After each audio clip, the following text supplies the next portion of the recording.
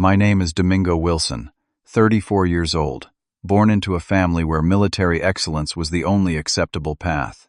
When I supposedly washed out of West Point, my father, Colonel James Wilson, looked at me like I had betrayed generations of family honor. Meanwhile, my younger brother Adam rose through the ranks to become an elite Green Beret. Little did they know I was serving in ways they couldn't imagine. Standing in the shadows at Adam's ceremony, I never expected General Williams to recognize me and shout those words that changed everything. Before I continue this story, let me know where you are watching from in the comments. Hit that like and subscribe button to support more stories about family, honor, and the unexpected paths we take.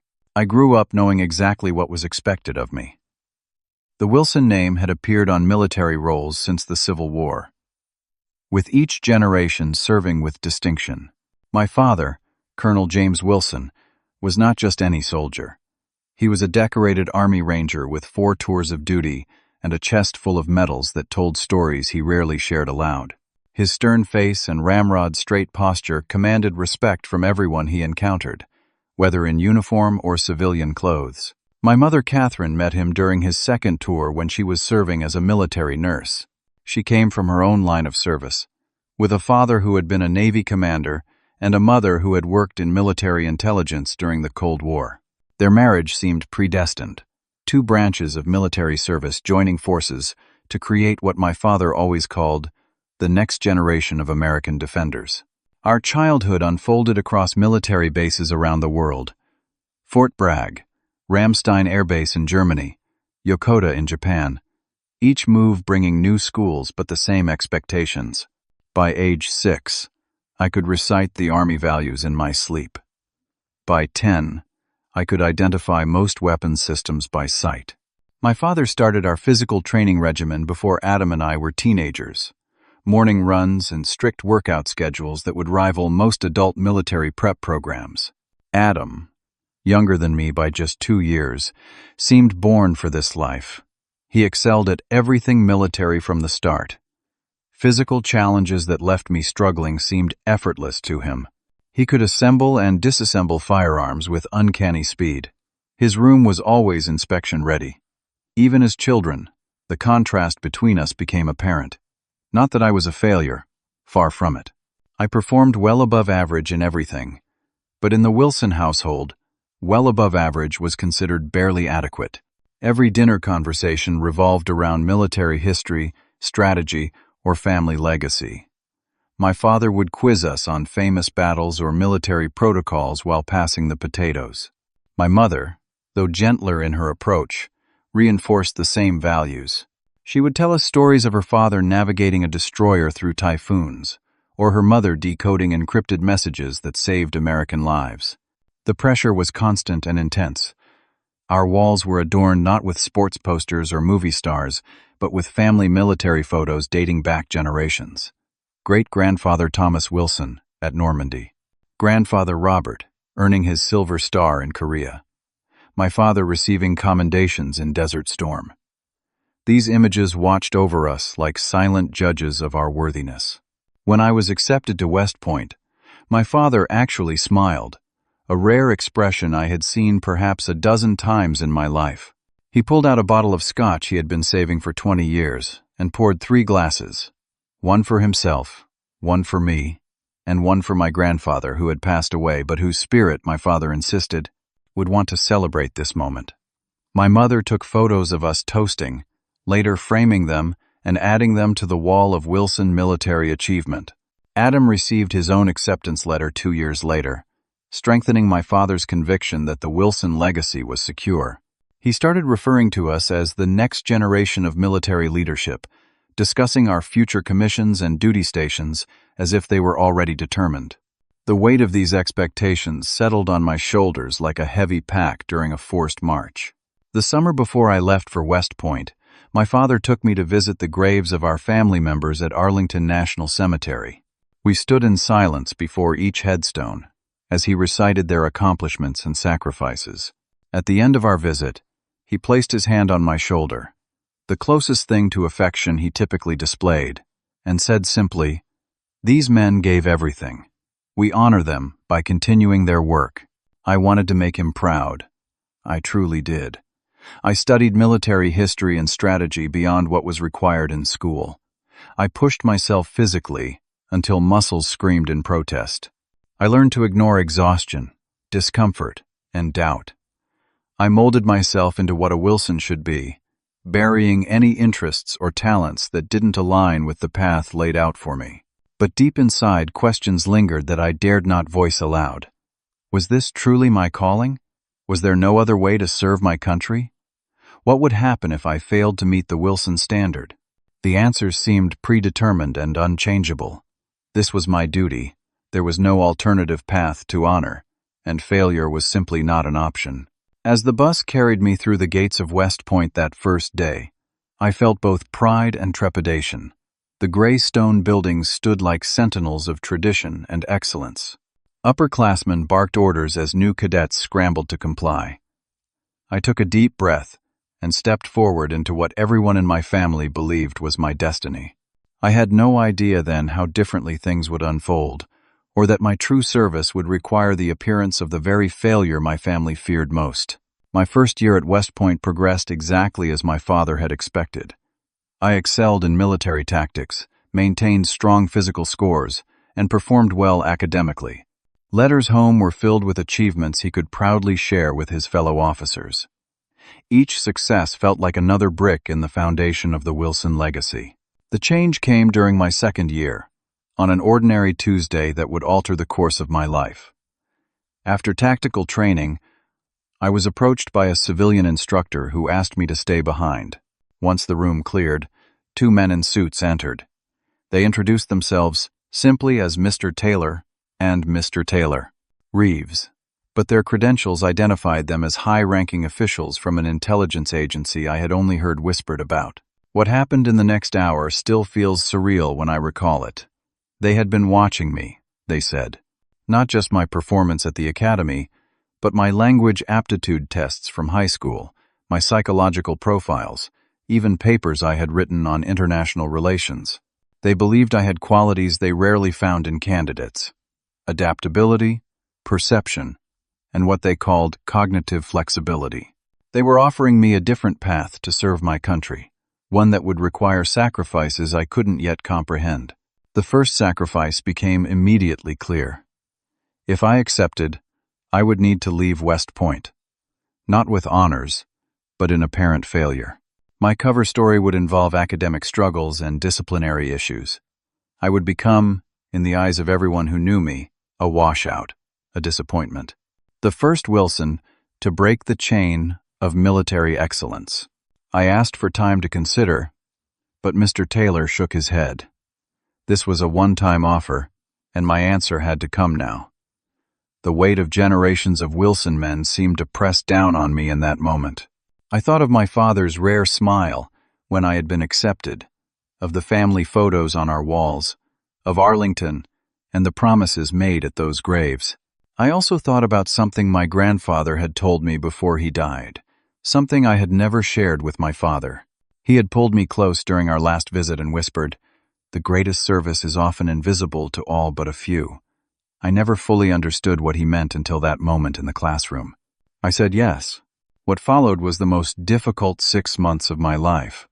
I had to deliberately fail tests, show up late to formations, and display disrespect to officers I deeply admired. Rumors spread about my behavior.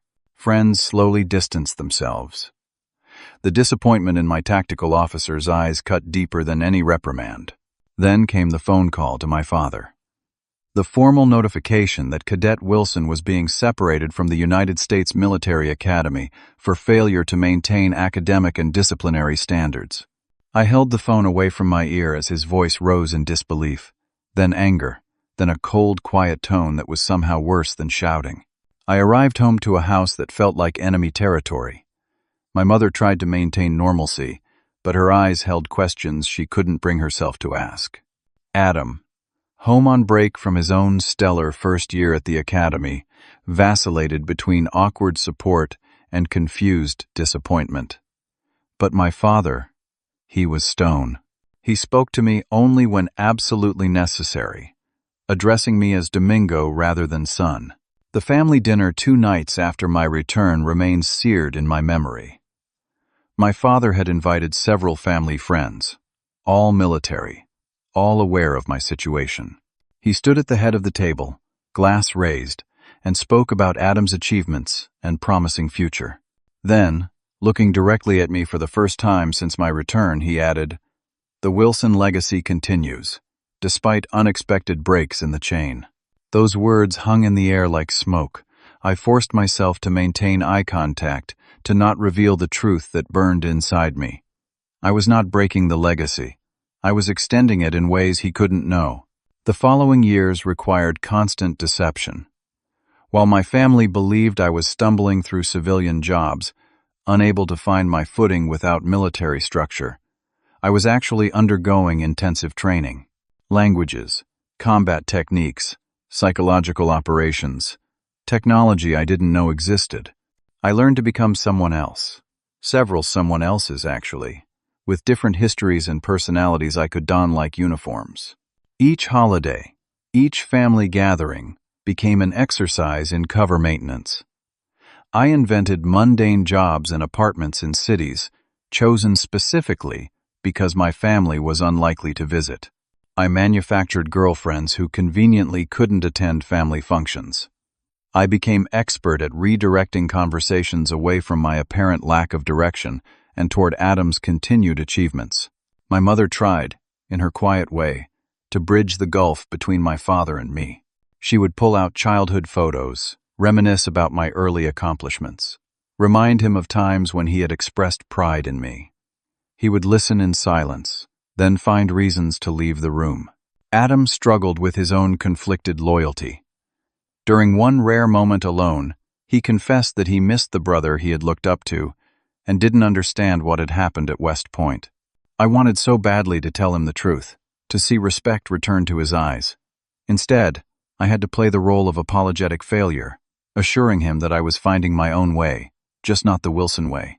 The hardest moments came when I returned from missions I couldn't speak about, carrying invisible wounds, both physical and psychological. After one particularly harrowing assignment in Southeast Asia, I spent 3 weeks recovering from injuries my family would never know about. When my mother called during that time, I had to pretend I was battling a mild flu while working at a fictitious office job, rather than fighting infection from a knife wound received while extracting a high-value asset. The distance grew. Invitations home became less frequent. My father rarely asked about my life when we did speak. I became the family disappointment, referenced obliquely in conversations, the cautionary tale of potential unfulfilled, all while serving in ways that would have made the generations of Wilson men proud, had they only known. My transition into intelligence work was brutal and disorienting. After a tearful goodbye to my mother and a cold handshake from my father, I was transported to a nondescript facility that didn't officially exist on any government record. The next 6 months were filled with training so intense it made West Point seem like summer camp. Languages became my first focus. I already spoke passable Spanish and French from my education, but now I was immersed in Arabic, Russian, and Farsi. Days began at 4 a.m. with language instruction and ended at midnight with practical application exercises. My instructors were unforgiving. A single mispronounced word could mean death in the field, they reminded us daily. Combat training went far beyond anything taught in conventional military settings. We learned techniques that had no names, from instructors whose identities were never revealed. I broke bones, suffered concussions, and pushed through pain that would have hospitalized civilians. Infiltration, exfiltration, asset handling, surveillance, and counter-surveillance became my new military science courses. The psychological training was perhaps the most challenging, learning to lie convincingly for hours under extreme stress. Building false personas so detailed, I sometimes dreamed as these alternate identities, recognizing and manipulating human behavioral patterns. Withstanding interrogation techniques I pray most Americans never learn exist. While this training consumed my life, my younger brother Adam was thriving in the public military world. Through carefully monitored news sources, I learned of his graduation from West Point with honors. I saw photos of my father beaming beside him at his commissioning ceremony, the ceremony I was supposed to have experienced. Later came news of Adam being selected for Special Forces training, his quick advancement through the ranks, his deployments that my parents could proudly, if vaguely, mention to friends. My first overseas assignment came after 18 months of training. I was sent to Jordan with a diplomatic cover, tasked with developing intelligence on terrorist financing networks. The thrill of finally putting my training into practice was matched only by the constant fear of exposure. Every interaction was a test, every conversation, a potential trap. I learned to sleep with one eye open, to trust no one completely, to maintain my cover even in dreams. That first assignment stretched from months into a year. I created a new life far removed from Domingo Wilson, West Point failure. I developed assets, tracked money flows across borders, identified key players in organizations that threatened American security. Small victories accumulated, though they would never be celebrated publicly or known to my family. When I finally returned stateside for debriefing, I found myself struggling with the transition back to my American identity. The man my family knew as their disappointing son felt like a stranger I was impersonating. I had become more comfortable in my cover identities than in my own skin. During my mandated psychological evaluation, the agency therapist noted my disconnection from my personal relationships, suggesting it was a normal side effect of deep cover work, but something to monitor. Over the next 5 years, I built a new kind of family among my fellow operatives. These relationships were unusual by normal standards. We knew each other by operational code names more often than real ones. We shared intense experiences that created bonds stronger than blood, then might not see each other for years. We attended each other's fake weddings to maintain covers, mourned colleagues who disappeared without explanation, celebrated victories that would never be recorded in any official history. My closest friend in the agency was an operative code named Sparrow, a woman whose real name I didn't learn until our third mission together. Jessica had also left a promising military career for intelligence work, though her family believed she was working as a language specialist for the State Department. We saved each other's lives twice during operations in Eastern Europe, developed an uncanny ability to communicate with minimal signals, and shared rare moments of honesty about the toll our chosen path was taking. It was during one of our operations in Ukraine that I first gained significant recognition within the intelligence community. What began as routine surveillance of a suspected arms dealer evolved into the discovery of a Russian operation to assassinate a prominent anti-corruption politician. The details of what happened over those 3 weeks remain largely classified, but the outcome included saving the politician's life and uncovering a network of corrupt officials extending into several European governments. The director of our agency personally commended our team upon return. For the first time, I felt a sense of accomplishment that matched what I imagined my ancestors had felt receiving military honors. The difference was that my medal ceremony took place in a windowless room 3 levels below ground, with only 5 people present, and the commendation itself was locked in a secure facility rather than displayed on my wall. As Adam rose through military ranks, eventually joining the elite Green Berets, the contrast in our lives grew sharper. During rare family visits, I listened to sanitized versions of his deployments, noting the proud gleam in my father's eye. Meanwhile, I shared fictional stories about business consulting work that supposedly took me to mundane conferences in unremarkable cities. The divide felt unbridgeable. My mother tried to maintain connection, calling regularly with updates about family and friends. I recognized her careful avoidance of comparing Adam's achievements with my apparent lack thereof. During one Christmas visit, she pulled me aside and pressed a small box into my hand. Inside was my grandfather's compass from his military service. "I don't know what path you're on," she whispered, "but I believe you're finding your true north." That compass remained my most treasured possession, though she never knew how often it accompanied me into dangerous territory. The strain of maintaining my cover with family became increasingly difficult. Each lie built upon previous fabrications, created a complex architecture of deception that required constant maintenance. I missed my brother's wedding because of an operation in Beirut, telling the family I had an unavoidable work conference. I invented a fictional girlfriend's family emergency to explain my absence when my father received a prestigious military service award. The parallel lives of the Wilson brothers continued their divergent paths, one visible and celebrated, one hidden and unknown. Yet despite the differences in our service, I felt a deep connection to Adam's experience. We both operated in dangerous environments, made life or death decisions, served purposes greater than ourselves. The tragedy was that he could never know how much we actually had in common. My last mission began innocuously enough.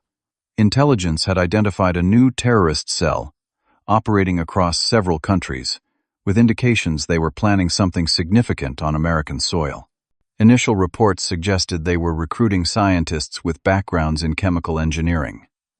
My background made me suitable for insertion, and my Arabic language skills had developed to near-native fluency.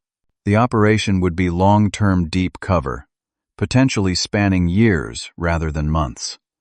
I would pose as a disgruntled former military contractor with specialized knowledge about American security protocols.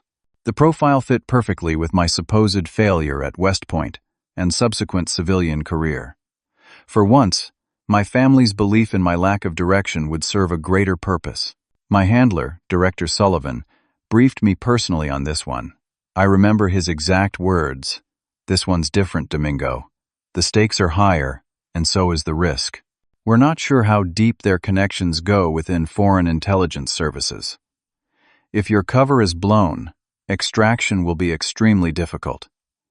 I need you to go in with eyes wide open." I spent 3 months developing my cover, building an online presence that supported my fictional background, making carefully orchestrated appearances in locations where I could be noticed by people connected to the target organization. The agency arranged for my cover identity to lose his job, accumulate debt, and display increasing signs of radicalization. A digital trail of visits to extremist websites and forums completed the picture of a man ripe for recruitment. The first contact came through a seemingly chance encounter at a mosque in Istanbul that I had been frequenting. A man named Faisal struck up conversation, expressing sympathy when I shared my manufactured grievances against the American government. Over the next several weeks, our conversations grew increasingly political. He introduced me to others who shared similar views, slowly bringing me into their circle. 2 months later, I was invited to a private gathering where I met Malik al-Rahim, a charismatic leader who spoke of creating a new world order. I recognized him immediately from intelligence briefings as the suspected head of the terrorist cell, though I carefully maintained my role as the impressed new recruit. That night marked my official infiltration into the organization. For the next 7 months, I worked my way deeper into their trust. I provided enough legitimate information about American security to establish my value, while feeding back critical intelligence to my handlers. I learned their organizational structure, identified key members, and gradually uncovered details of their planned attack, which involved simultaneous releases of an engineered chemical agent in transportation hubs across 3 major American cities. The operation was proceeding exactly as planned until a new member joined the group, a man called Nazir, who regarded me with immediate suspicion. I later learned he had connections to Syrian intelligence and had been trained to recognize Western operatives.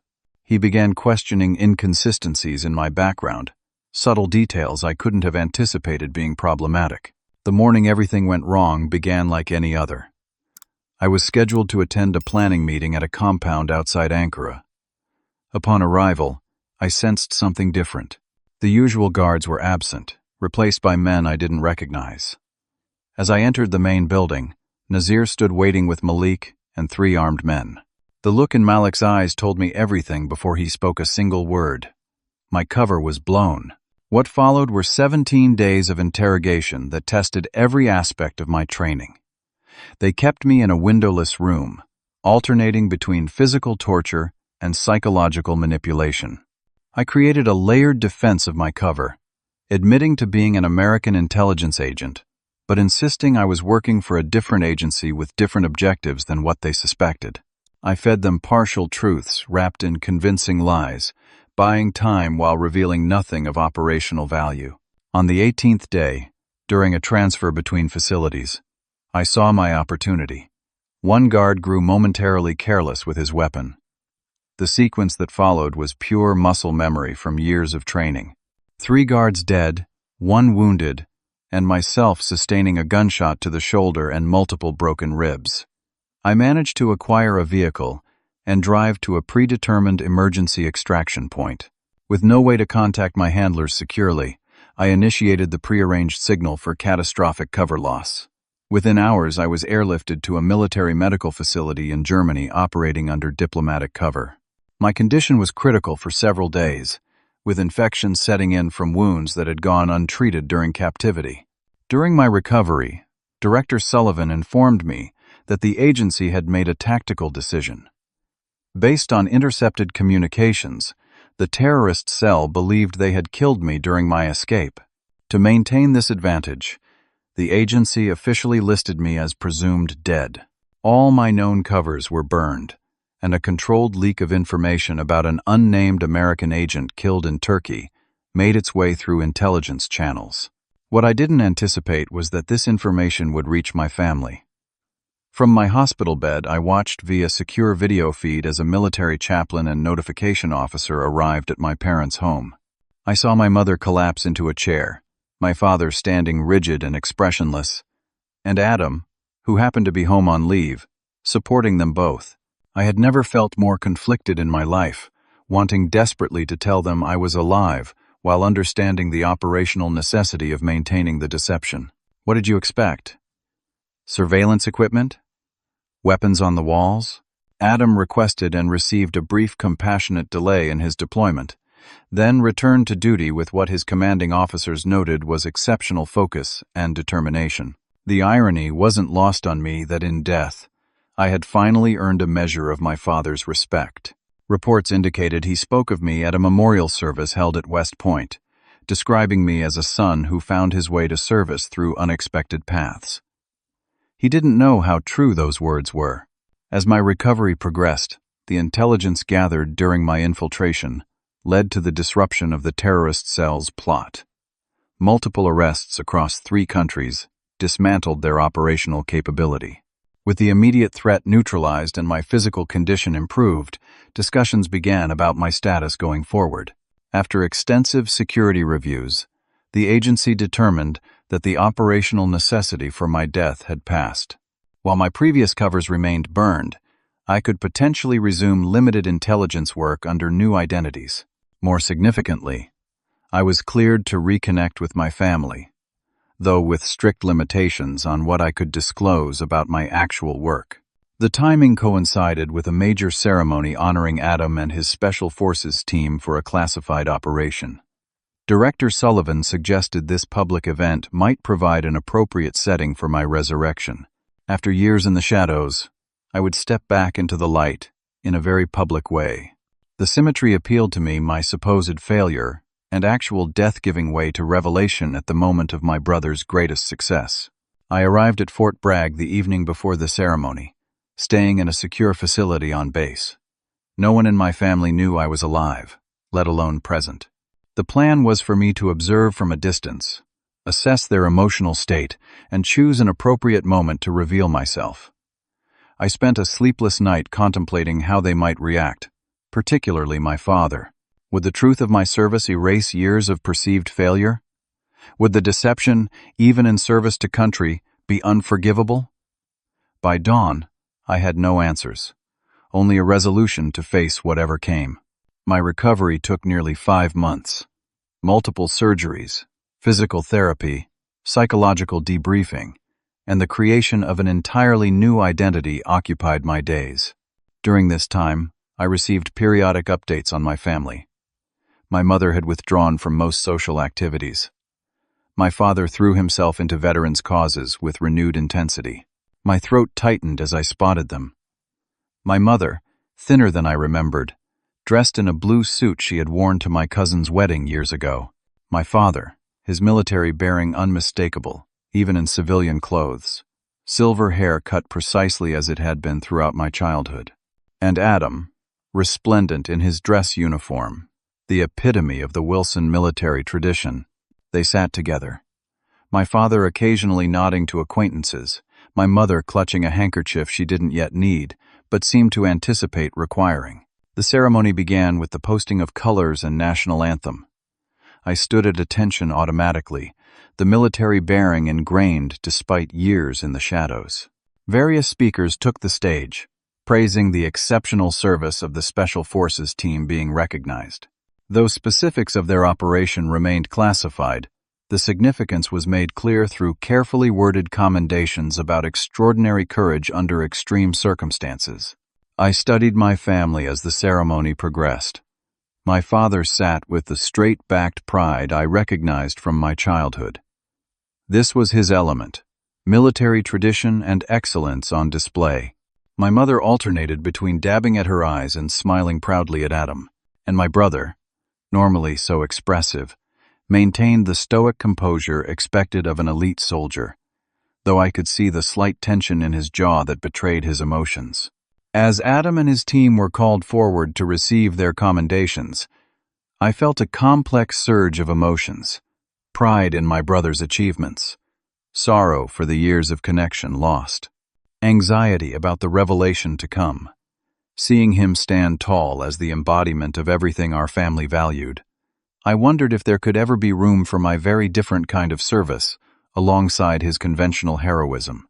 The commanding general, a 4-star named Williams, presented each team member with their awards. When he reached Adam, he added personal remarks about the Wilson military tradition. I was too far away to hear the words clearly, but I saw my father straighten even further, if that were possible, and nod in acknowledgement of the family recognition. Following the presentations, General Williams took the microphone for closing remarks.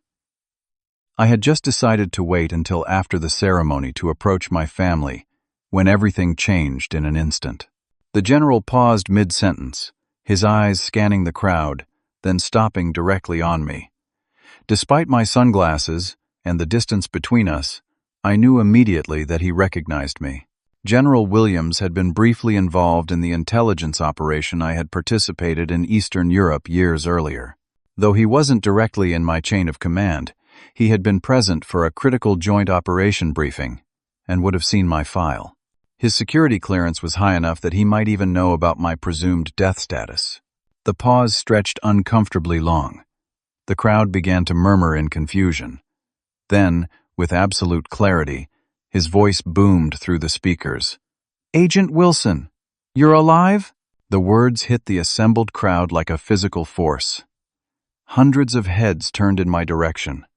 My mother's hand flew to her mouth. My father, ever the soldier, didn't move except for his eyes, which locked onto me with laser intensity. Adam, still on stage, took a half-step forward, disbelief written across his features. For a moment, complete silence fell over the gathering. I slowly removed my sunglasses, confirming what the general had announced. Security personnel moved quickly toward me, unsure if I represented a threat or needed protection. Over their radios, I could hear confused chatter about possible identity confusion and security protocols. My mother was the first to break the tableau. With a cry that carried across the parade ground, she stood and began moving toward me, ignoring the hands that reached to steady or stop her. My father remained seated, his face transformed to stone, revealing nothing of what must have been a typhoon of questions and emotions behind that rigid mask. Adam spoke quickly to the general, then jumped from the stage, intercepting our mother before she could reach me. I saw him speaking intently to her, his arm around her shoulders. Then both of them were moving toward me, security personnel creating a corridor through the now buzzing crowd. I stood my ground, removing my identification and holding it ready as the security team approached. A quick radio conversation confirmed my identity, though the circumstances remained unclear to most present. The senior security officer nodded grimly and directed me toward a building adjacent to the parade ground, gesturing for my family to follow. As Adam and my mother reached me, her hands touched my face like a blind person confirming reality. Adam stood a half step back, emotions warring on his face. "Is it really you?" my mother whispered, tears streaming freely now. I nodded, not trusting my voice in that moment. She embraced me fiercely, her body shaking with sobs. Over her shoulder, I met Adam's eyes, seeing the questions there that would require answers soon enough. My father arrived last, walking with deliberate slowness. His face remained impassive, but I could see the rapid calculation happening behind his eyes, the mental repositioning of pieces on a board that had suddenly changed configuration. Lieutenant Colonel James Wilson had faced combat, lost men under his command, and navigated complex military politics throughout his career, but nothing had prepared him for the resurrection of the son he had buried in his mind. "Good to see you, Domingo," he said finally, voice perfectly controlled, as if we had met for a scheduled appointment rather than a moment that defied explanation.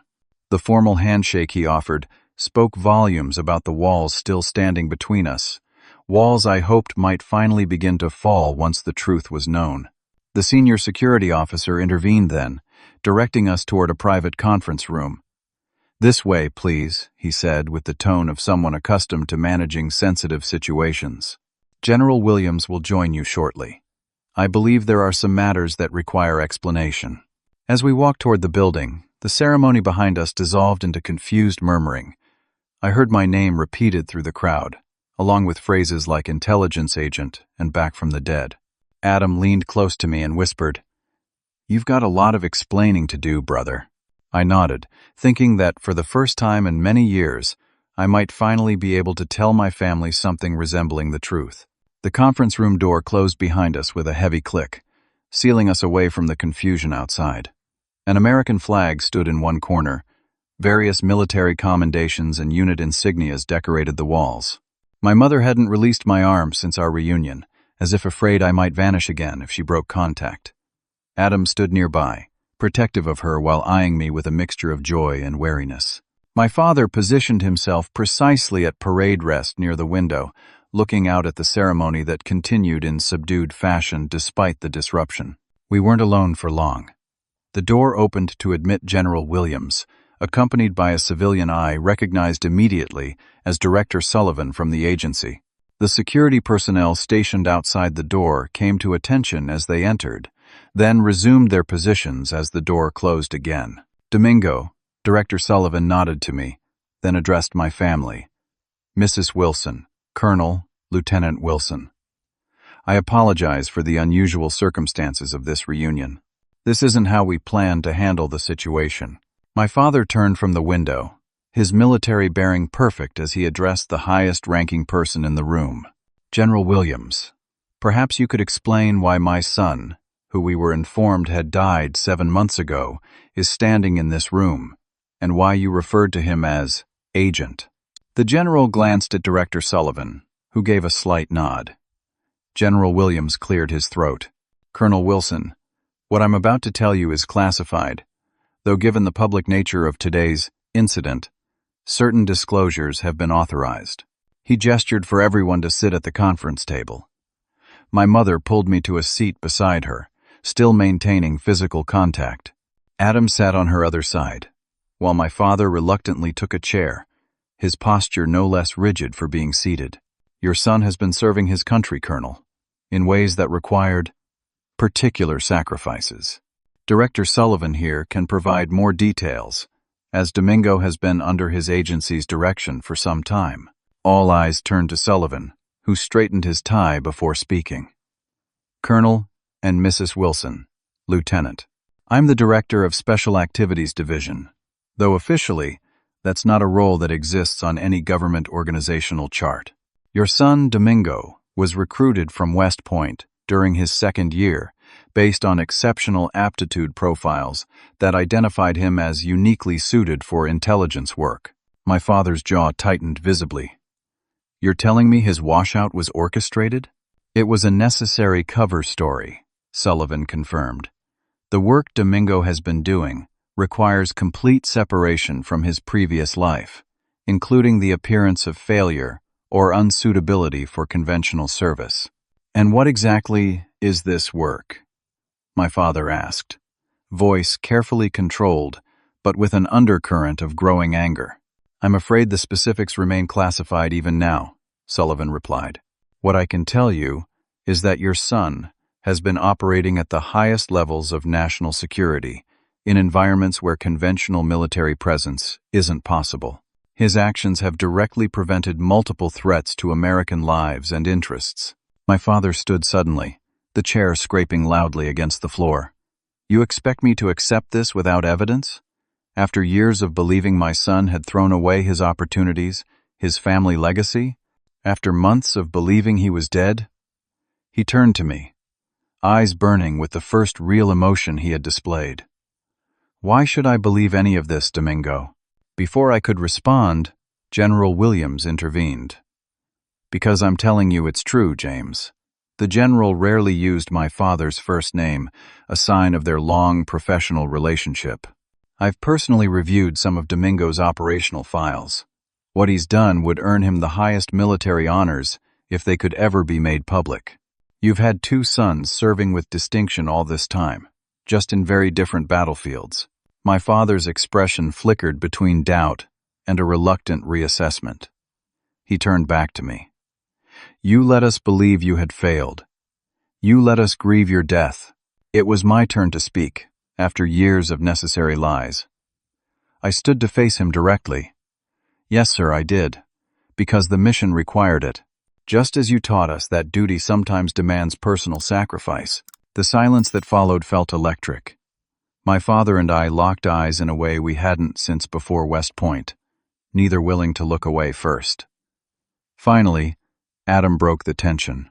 "So all those years when you were supposedly bouncing between dead-end jobs, I was in Jordan, Ukraine, Indonesia, places I can't name," I replied, looking to Director Sullivan, who gave a slight nod permitting limited disclosure. "Those language certificates I supposedly got for business consulting? They were for operational necessity. That scar on my shoulder you noticed last Christmas? Not from a biking accident." My mother squeezed my hand painfully tight. "The danger, all this time, was real," I acknowledged. "But so was the purpose. Every day, I used what this family gave me: the discipline, the strategic thinking, the commitment to something larger than myself. I never stopped being a Wilson. I just served differently than expected." My father remained standing, processing this revelation with visible difficulty. For someone whose world was ordered by clear rank structures and defined paths of honor, this shadow realm of service challenged fundamental assumptions. "Why tell us now?" he finally asked. "Why the public revelation?" "That was unfortunate timing," Director Sullivan interjected. "The operation that necessitated Domingo's death status has concluded. We were planning a controlled disclosure to your family next week, in private. General Williams recognizing Agent Wilson today was unplanned." The general looked slightly abashed. "I was briefed on some of Domingo's work in Eastern Europe. Never expected to see him here, especially after the reports of his death. Instinct took over before security protocols. My apologies to everyone concerned." Adam leaned forward, addressing me directly. "So all these years, while I was following the traditional Wilson path, you were operating in the shadows." His voice held no judgment, just a dawning understanding. "You've probably seen and done things I can't imagine, haven't you?" I met my brother's eyes, seeing the Special Forces operator recognizing a kindred spirit in unconventional warfare. "Some things, yes. Others would be familiar to you. Different methods, same objectives." My father remained the hardest to read. He returned to his seat slowly, decades of military discipline controlling his physical responses while he processed this paradigm shift. "You deceived us," he said finally, voice low. "For years, you lied to our faces, made us believe you had failed, then that you had died." "Yes, sir," I acknowledged. "The hardest missions I ever undertook. And what am I supposed to feel now? Pride? Anger?" My father rarely expressed emotional uncertainty, making this question all the more striking. I don't know, sir. I can only tell you what I felt all these years. Duty, purpose, and deep regret for the pain I caused this family. My mother, who had remained largely silent, finally spoke. James, her voice directed at my father. He's alive. Our son is alive, and has been serving his country. Isn't that what matters most? General Williams stood. Colonel Wilson, I've known you for 20 years. You've dedicated your life to this country's service, as did your father and his father before him. Your son has done the same, just not in a uniform you recognize. His value to national security has been immeasurable. I would be proud to have him in my command. My father's discipline cracked slightly, emotion breaking through his rigid exterior.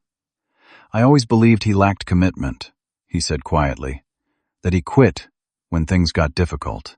I mourned not just his death, but what I saw as wasted potential. Director Sullivan responded gently, Colonel, your son has shown commitment few can match. He sacrificed his family's respect and relationship to serve his country. That requires a courage beyond what most operations demand. The room fell silent as my father processed this. Adam reached across our mother to grip my shoulder, a gesture of solidarity I hadn't felt in years. The brothers Wilson, united again, though in circumstances none could have predicted. Finally, my father stood and walked to me. I rose to meet him, uncertain what to expect. Without warning, he did something he hadn't done since I was a small child. He embraced me. The hug was brief and somewhat awkward, military in its execution. But it communicated more than words could have. When he stepped back, his eyes were suspiciously bright. Different paths to the same destination, he said gruffly. Your grandfather would understand that better than I did. And for the first time in many years, I felt truly like a Wilson again. That evening, we gathered for dinner at my parents' home near Fort Bragg, the first honest family meal we'd shared in over a decade. The dining room felt both familiar and strange. I had eaten countless meals at this table, but never as my true self. The formal china was set out, a Wilson tradition for significant occasions. My mother had insisted on cooking herself, rather than allowing the catered meal my father suggested, saying she needed the normalcy of feeding her family after believing for months that our numbers had been permanently reduced. The conversation started cautiously. Years of deception had created patterns difficult to break. I found myself automatically constructing cover stories before remembering I could speak more openly now, though Director Sullivan had been clear about the limits of what could be shared. My father similarly seemed unsure how to engage with this new version of his eldest son, neither the failure he had believed me to be, nor entirely the soldier he had raised me to become. Mom passed the potatoes, breaking an awkward silence. So those times you called from Chicago and Seattle were usually from overseas secure facilities, I confirmed. The background noises were manufactured. The girlfriend troubles and job complaints were covers. Adam shook his head, a reluctant smile forming. And I spent hours giving you career advice for jobs that didn't exist. Sorry about that, I said, genuinely apologetic for the wasted effort. Though your advice on handling difficult personalities came in handy during an operation in Malaysia, I probably shouldn't talk about. This prompted the first real laugh of the evening, releasing some tension. My father remained more reserved, methodically cutting his steak while processing the revelations of the day. I could almost see him mentally reviewing every interaction we'd had over the past decade, recategorizing them with new information. You know what bothers me most? He finally said, setting down his fork with precision. Not the deception itself. I understand operational security. It's that I failed to see what was right in front of me. His military career had been built on observation and analysis, and he clearly viewed this as a significant personal failure. The agency spends millions training people to create and maintain cover identities, I offered. If you had seen through it, they would have considered that a serious problem. My father nodded slightly, accepting this professional assessment, if not entirely comforted by it. Still, a father should know his son. My mother reached over to touch his hand, James, how many times did I tell you something didn't add up about Domingo's situation? How many times did I say his eyes didn't match his stories? This revelation surprised me. My mother, the quieter parent, had sensed the incongruity all along. She turned to me with a sad smile. A mother knows. I couldn't explain what felt wrong, but something always did. I prayed you weren't in trouble, involved in something illegal. I never imagined. This. What happens now? Adam asked, addressing the practical question hanging over our reunion. Do you go back to being dead? Director Sullivan has arranged a cover story, I explained. The official line is that I was doing classified contract work for the government, and my death was incorrectly reported due to a case of mistaken identity during an incident overseas. It's vague enough to discourage questions while explaining today's events. And your real work? My father asked. I hesitated, looking down at my plate. That's complicated. Many of my previous covers are compromised. I'll likely transition to analysis and training roles, at least for a while. Less field work. I didn't mention that my injuries from captivity had left lingering effects that might permanently alter my operational status. My father nodded, understanding the unspoken reality of service-related limitations. We've all faced transitions, he said simply. The Wilson way is to adapt and continue serving however we can. His inclusion of me in the Wilson tradition of service, after years of perceived exclusion, felt more significant than any formal reconciliation could have been. I nodded my appreciation, unable to fully express what that acceptance meant. As the evening progressed, the conversation gradually became more natural. Adam shared heavily sanitized stories from his Special Forces operations, which I could now appreciate with insider understanding. I offered what limited details I could about my global experiences. Our parents watched this exchange with complex emotions evident on their faces: relief at having both sons home safely, pride in our respective accomplishments, and lingering sadness for the years of family connection lost to necessary secrets. After dinner, my father invited me to his study, a sacred space in our family home filled with military memorabilia, books on strategy and history, and photographs of Wilson men in uniform across generations. He closed the door behind us and walked to a cabinet I'd never seen opened, unlocking it with a key kept on his personal ring. From inside, he withdrew a wooden box with the Army Ranger insignia carved into its lid. Opening it, revealed a Silver Star medal nestled in velvet. This was your grandfather's, he said quietly. He received it for an operation during the Cold War that was classified until after his death. Most people, including me until I reached certain rank, thought he had been stationed at a desk in Germany during those years. I looked at the medal, then at my father, understanding dawning. He was intelligence, wasn't he? My father nodded. Military intelligence. Not exactly what you've been doing, but similar shadows. He made similar sacrifices. Family events missed. Explanations that never quite made sense. His voice grew distant with memory. When I was about 12, I overheard another officer reference an operation my father supposedly led in Prague.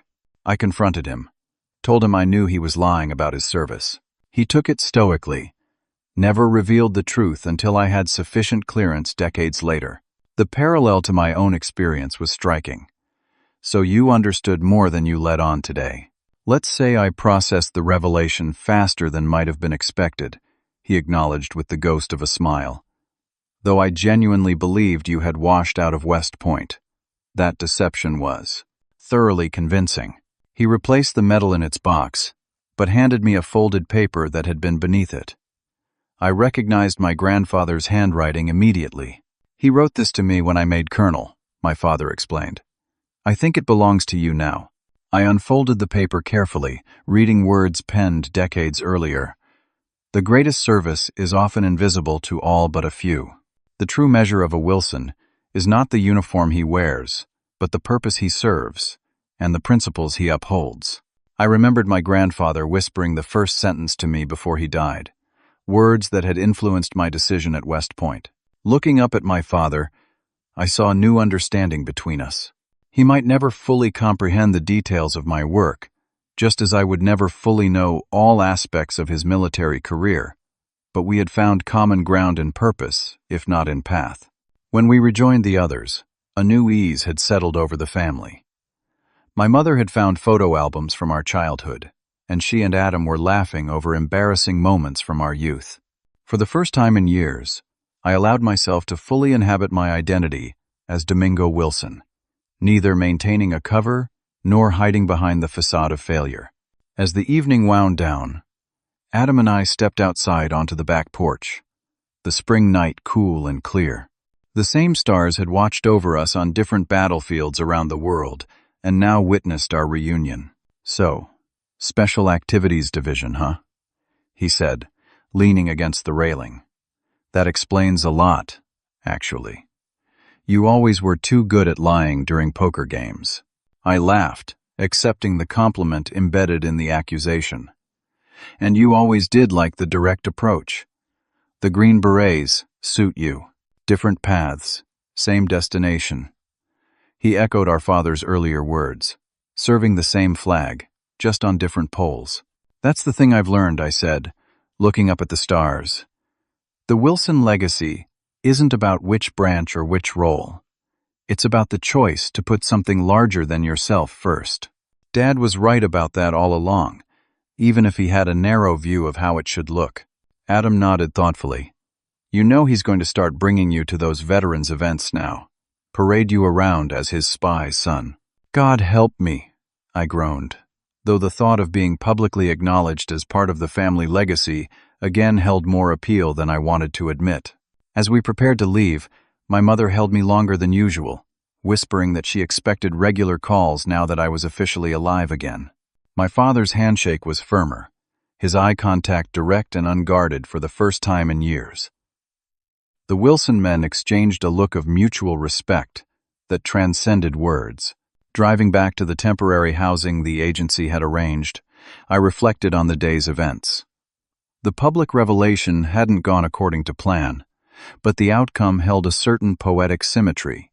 My brother had received deserved recognition for his conventional heroism, while I had emerged from the shadows into a new understanding with my family. The road ahead remained complicated. Parts of my life would always be sequestered by classification and operational security. The transition to new roles would bring challenges I couldn't yet fully anticipate. But for the first time since being recruited from West Point, I felt whole rather than compartmentalized, reconciling the duty I had chosen with the family that had shaped me. Different paths, same destination.